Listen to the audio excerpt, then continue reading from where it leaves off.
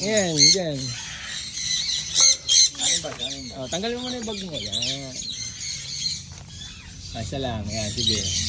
Okay. O, lagay mo doon. Baka matuka ka pa niyan. Ito pa. Isa pa.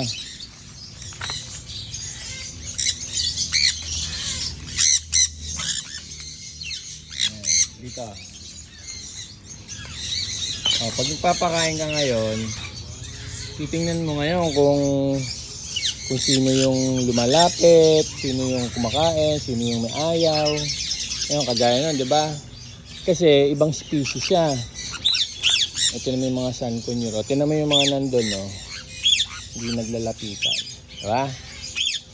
Ganyan ang activity mo araw-araw. Hindi, kasi kaya ganyan din sila na hindi makalapit kasi bago ka pa dito. Dito pa kilala. Ayan, si dito.